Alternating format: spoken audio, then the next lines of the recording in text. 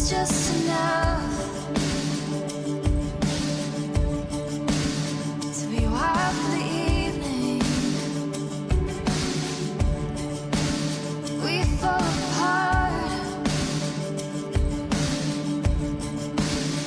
to start believing. I know this feeling drips down my body in the sadness is the real thing, and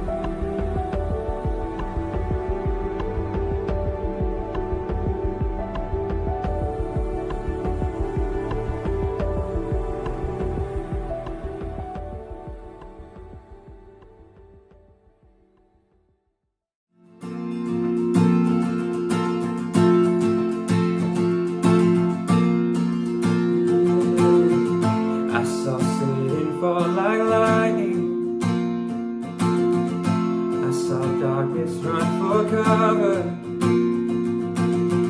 but the miracle that I just can't get over, my name is registered in heaven. I believe in signs and wonders. I have a resurrection power. Still the miracle that I just can't get over, my name is registered in heaven. And all my praise belongs to you forever. This is my testimony from death to life. 'Cause grace rewrote my story. I'll testify. By Jesus Christ and righteous, I'm justified. This is my testimony. This is my testimony.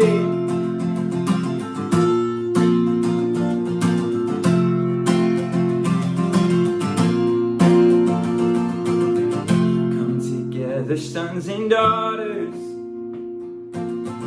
bought with blood and washed in water. Sing the praises of the Spirit, Son and Father. Our God will finish what He started. Oh yes, our God will finish what He started. Yeah, this is my testimony from death to life. 'Cause grace rewrote my story. I'll testify.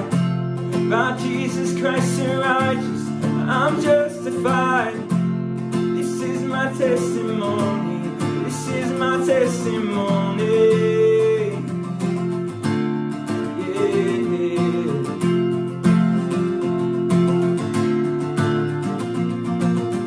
If I'm not dead, you're not done.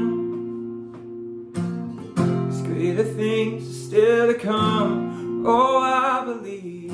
If I'm not dead, you're not done. There's greater things still to come. Oh, I believe.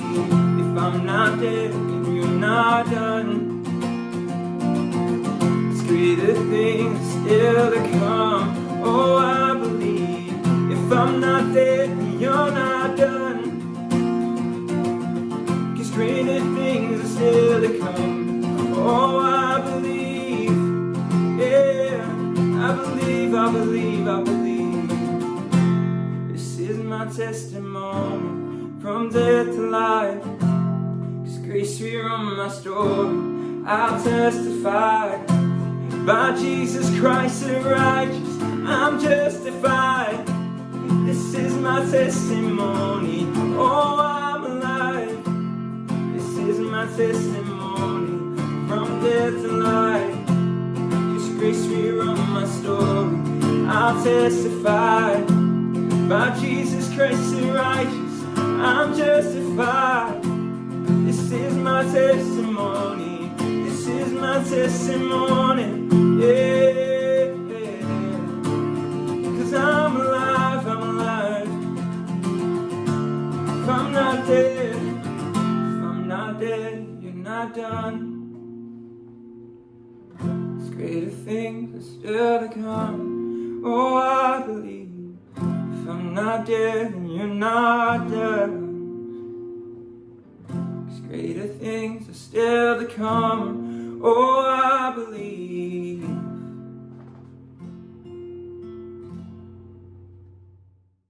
Hey, good morning, everyone. Pastor James from the Lake Stevens campus, bringing you your Saturday encouragement today. Hopefully, you've gone through the week. It's supposed to be hot and it got smoky, and we'll talk about that in a second. But it's been an interesting week, and I say that even though we've had an interesting year.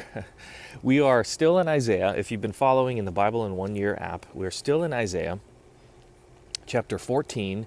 There's a lot of prophecy that happens in this chapter because Isaiah is a prophet, and God would reveal things to him, and he would speak those to the kings or to the people, whoever it was that God instructed him to speak to. In this moment, there is a, 3-chapter, 4-chapter kind of warning that he gives Some of it is not super exciting for the people that are getting this warning. He talks about death and destruction and being thrown into pits and just all of these terrible, terrible things. And he also warns Babylon in this circumstance, because Babylon actually was holding Israel captive at this point. So here's a message that God has for Babylon, and I want to read this, and then I want to read something that Paul says later. This is what the Lord of heaven's armies says. I myself have risen against Babylon. I will destroy its children and its children's children, says the Lord. I will make Babylon a desolate place of owls. Desolate place of owls. I never really figured out what that meant until just now. Filled with swamps and marshes, I will sweep the land with the broom of destruction. I, the Lord of heaven's armies have spoken. So here's a warning. God is saying, yo, I'm about to do something. Either you change or you will be changed. Now, I would like to say that they heard this warning and they instantly responded, kind of like, with Jonah, where he went to Nineveh, and they all said, oh yes, we want to follow God, and they all repented. And I wish I could say that, but that's not the case. That's not actually what ends up happening. They ignore him, they laugh, they say Israel are our slaves, they're peons, nothing is going to happen. Well, fast forward 20-something-ish years later, and Persia comes and conquers Babylon. Completely wipes them out. Just decimates and destroys them, makes them slaves. And they freed Israel.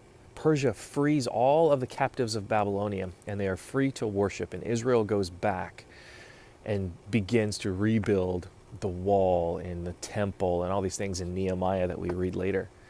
So Babylon did not heed the warning.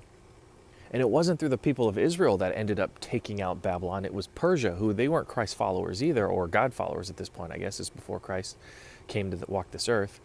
But they weren't followers of God either. They decided that they're going to conquer Babylon, and they did, and they wiped them out. Their children, the children's children. I mean, it's like everything that God says happens to them because Babylon wouldn't listen to a warning. Now, in hindsight, or in that position, if you put yourself in that position, if I'm the ruler of the strongest nation currently, and this one guy comes up to me and says, let my people go, I don't know that I would listen either. But then Babylon also knows the history of Egypt, and there was one guy that went up to the Pharaoh and said, let my people go. And that didn't turn out so well for him. So maybe in light of knowing history, I would have done that. But I can see why Babylon wouldn't want to relinquish the control over this, because then they look weak and et cetera, et cetera. All this stuff happens. So for them, I don't want to say it was justified, but it makes sense. Well, if we fast forward now to 2 Corinthians, this is the last letter that he writes to the church of Corinth. Some argue that chapters 12 and 13 are actually the third letters, 3 Corinthians, and that they were pushed together into 2 Corinthians just because it fit and it flowed and it didn't make sense to have a 3 Corinthians. So that's the argument right now. No one is able to 100% prove that, but just some fun fact for the day, that's chapter 12 and 13 could have been 3 Corinthians chapters 1 and 2. All right, anyways. Chapter 13, verse 5. Examine yourselves, this is Paul speaking, to see if your faith is genuine. Test yourselves. Surely you know that Christ is among you. If not, you have failed the test of genuine faith. Let's skip to verse 7. We pray to God that you will not do what is wrong by refusing our correction. I hope we won't need to demonstrate our authority when we arrive. Do the right thing before we come, even if it makes it look like we fail to demonstrate our authority. We cannot oppose the truth. We must stand for the truth. Let's skip to verse 10. I'm writing this to you before I come, hoping that I won't need to deal severely with you when I come. For I want to use the authority the Lord has given me to strengthen you, not to tear you down. You see a little bit of Paul's heart here. He doesn't want to rebuke them. He doesn't want to discipline them. He wants them to figure this out so that when he comes, he doesn't have to deal with any of that. He can spend all of his time encouraging. I love his heart right there. Verse 11, dear brothers and sisters, I close my letter with these last words. Be joyful, grow to maturity, encourage each other, live in harmony and peace. Then the God of love and peace will be with you. So here's some more warning here. Paul is giving this church some warning. If you didn't know the background of Corinth, there's a lot of infighting that's happening. There are some people that are a little more well-to-do, and then there's a bunch of slaves that go to this church, and they've made this church part of their home. And the church size is probably somewhere between 50 and 100, 150. No one knows the exact number because some references say, well, they would meet in someone's home, and other references say that they were worshiping outside. So we don't know exactly, but somewhere in that range. So it's a smaller church. You've got people that aren't necessarily rich; they're just taken care of.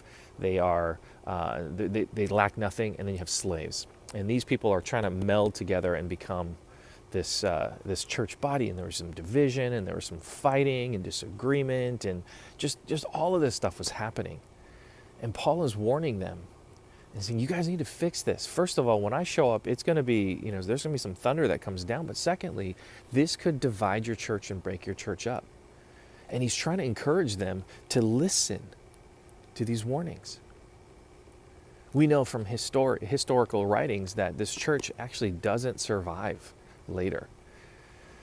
We read in the epistles of John, 1st, 2nd, 3rd John, while he's writing on Patmos, he's basically trying to do the same thing Paul did. He's the last surviving apostle of Christ, and he's trying to do the same thing.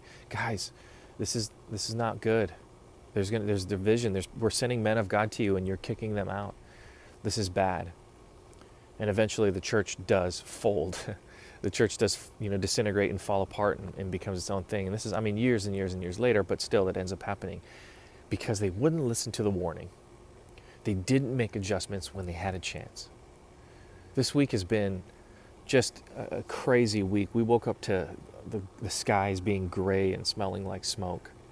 California is on fire, record-breaking fire too. They have burned more acres this year than any time in history. So California is on fire. Basically the whole West Coast is on fire.